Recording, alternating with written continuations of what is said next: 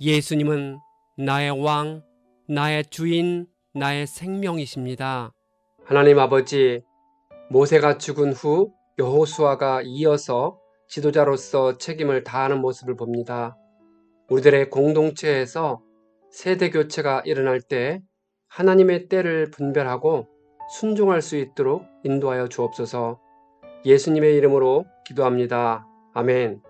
오늘 읽을 말씀은 여호수아 1장과 2장입니다. 이 말씀의 핵심은 첫째, 하나님은 모세가 죽은 후 여호수아에게 이스라엘 백성을 인도하라고 명하십니다. 둘째, 요단 동편 땅을 분배받은 지파에 대해 설명해 줍니다. 셋째, 여호수아가 여리고에 정탐꾼 둘을 보냈습니다. 그들은 기생 라합과 역사적 만남을 가졌습니다. 여호수아 계관. 여호수아는 사람의 이름이자 책의 이름이기도 합니다. 하나님은 모세가 죽은 후 여호수아에게 사명을 주셨습니다.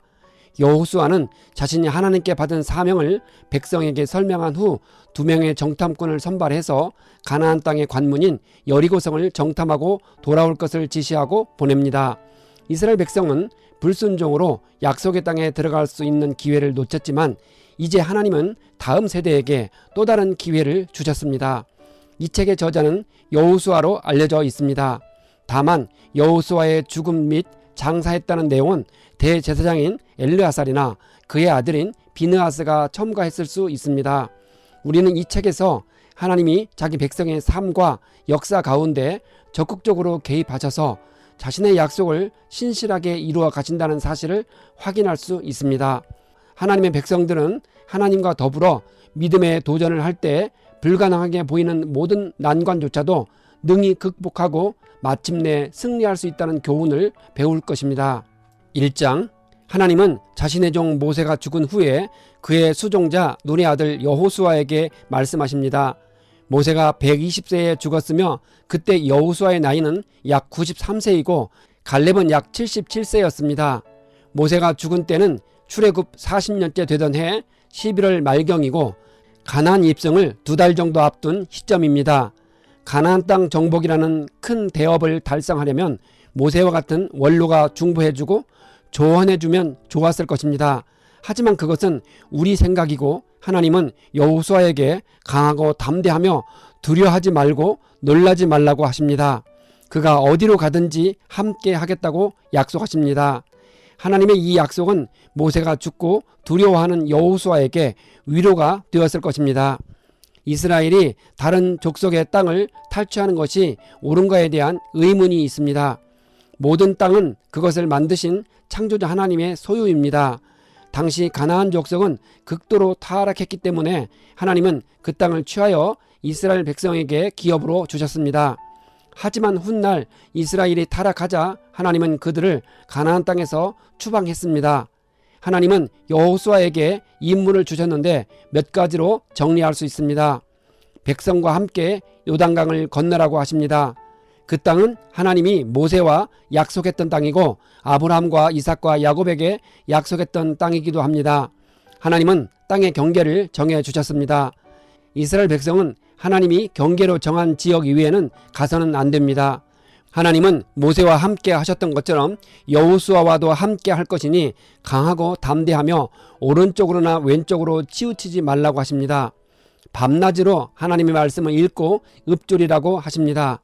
여호수아는 이 말씀을 듣고 백성들이 살고 있는 진중으로 돌아다니며 3일 동안 양식을 마련하고 요단을 건너갈 준비를 하라고 지시합니다. 이때는 출애굽한 지 만 40년째 되던 해 1월 7일입니다. 이렇게 생각하는 이유는 이스라엘 백성이 가나안 땅 길갈에 처음 진을 친 때가 1월 10일이기 때문입니다. 르우벤 지파와 갓 지파 및 므낫세 반 지파의 가족들은 요단 동쪽에 머무르고 용사들은 가서 싸워야 했습니다. 요단 이쪽 땅은 요단강을 건너기 전에 위치한 곳으로 모세가 아모리 족속의 헤스본 왕 시혼과 바산 왕 옥을 물리치고 정복한 동편 땅입니다. 요단 동편의 땅을 분배받은 두 지파 반 사람들은 두 가지 조건을 내세웠습니다. 첫째, 부녀자들과 어린아이들을 위해 안전 대책을 마련한 후 앞장서서 싸울 것이며 다른 지파들이 요단 서편에서 땅 분배를 마칠 때까지 집으로 돌아가지 않을 것이라 합니다. 둘째, 자신들은 요단 동편에 땅을 받았으므로 요단 서편에 땅을 분배받지 않을 것이라 합니다. 그들은 약속대로 7년 동안의 가나안 정복 전쟁이 끝나고 가족이 있는 곳으로 돌아왔습니다. 모든 사람들은 모세에게 순종한 것 같이 여호수아에게도 순종하겠다고 충성 맹세를 했습니다. 백성들은 하나님이 모세와 함께 하신 것처럼 여호수아와 함께 하기를 간구합니다. 2장, 여호수아는 시딤에서 두 정탐꾼을 뽑아서 가나안 땅과 여리고성을 엿보고 오라 했습니다. 두 사람은 기생 라합 집에 들어갔습니다. 그곳은 수많은 남자들이 지나가는 곳이므로 아무런 의심을 받지 않고 다른 사람들과 섞여서 정보를 얻을 수 있었을 것입니다.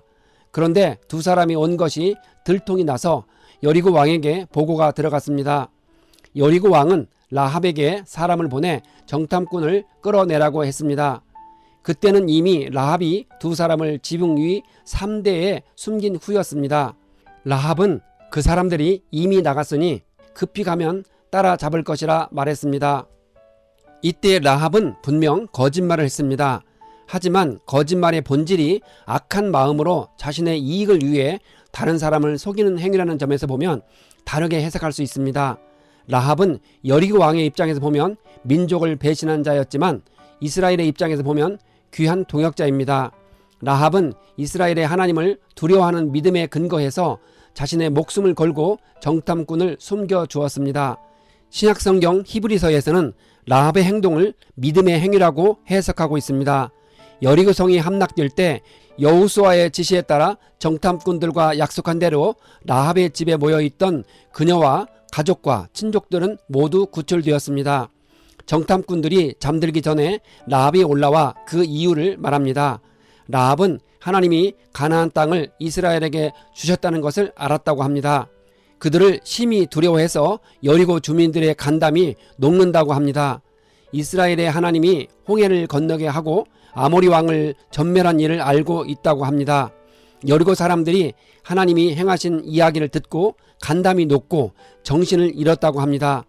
그래서 하나의 청이 있다면 그들이 이 땅에 오면 자기 가족은 살려달라고 합니다. 라합의 집은 성벽 위에 있었다고 합니다. 성서 고고학의 발굴에 따르면 그 당시 여리고성은 4-5m의 간격을 두고 두 줄로 성벽을 쌓아 올렸다고 합니다. 사람들이 성벽 사이에 큰 대돌보를 올려놓고 그 위에 집을 짓고 살았습니다. 정탐꾼들은 라합에게 창문에 붉은 줄을 매달라고 합니다. 붉은 줄은 멀리서도 눈에 잘 띄기 때문에 매달라고 했을 것입니다. 결과적으로 볼 때 붉은 줄이 정탐꾼과 라합 가족의 생명을 건졌다는 의미에서 장차 인류의 생명을 살리신 그리스도의 십자가 보혈을 예표한다고 볼 수도 있습니다. 두 사람은 라합의 말대로 하겠다는 약속을 하고 여호수아에게 가서 모든 사실을 말했습니다. 그들의 말은 40년 전에 모세가 보낸 12명과 함께 정탐했던 여호수아에게 확신을 주기에 충분한 보고였습니다.